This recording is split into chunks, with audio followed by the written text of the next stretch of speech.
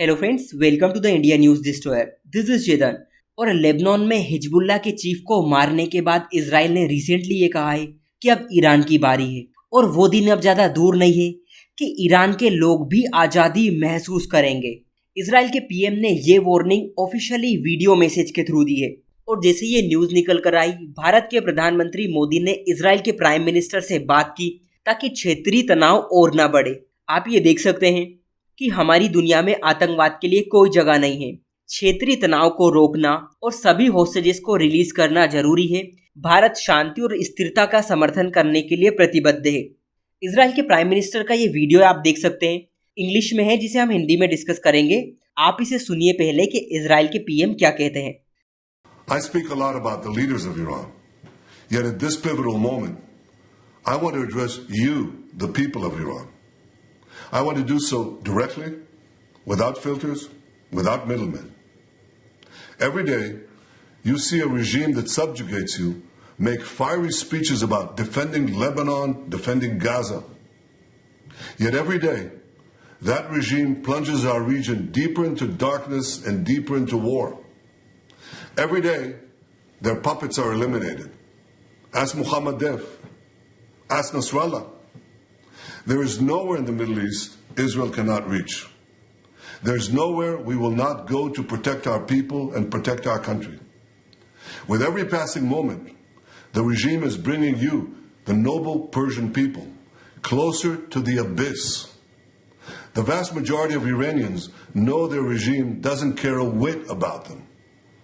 If it did care, if it cared about you, it would stop wasting billions of dollars on futile wars across the Middle East. It would start improving your lives.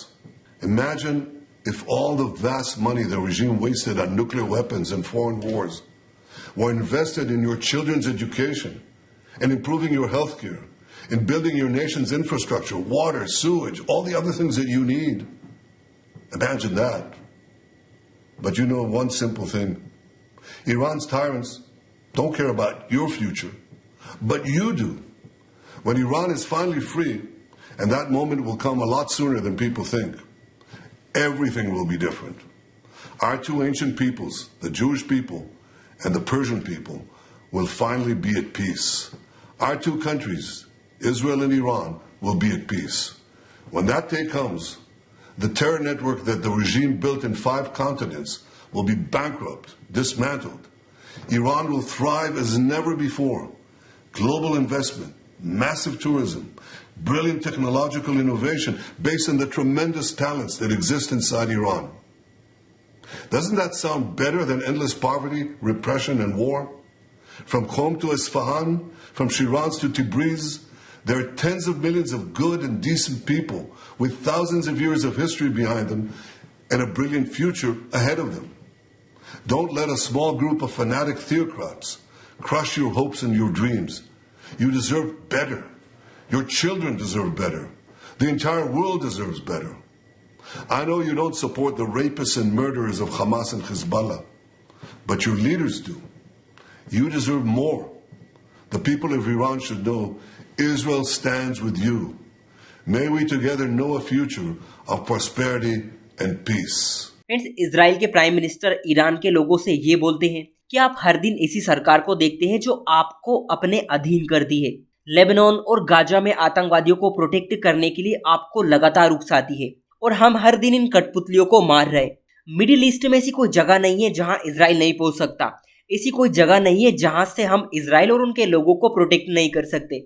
Iran के ज्यादातर लोगों को ये बात पता है कि उनकी सरकारें उनकी थोड़ी भी फिक्र नहीं करती। अगर करती तो वो मिडिल ईस्ट में इन फालतू के लड़ाई झगड़ों में अरबों डॉलर खर्च नहीं करती।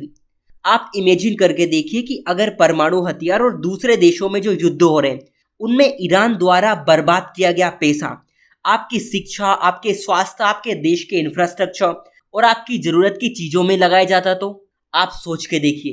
फ्रेंड्स, बेंजामिन नेतान्याहू ने अपने वीडियो में ये भी कहा कि ईरान भी आजाद हो जाएगा और ये सब इतनी जल्दी होगा लोग इमेजिन भी नहीं कर सकते।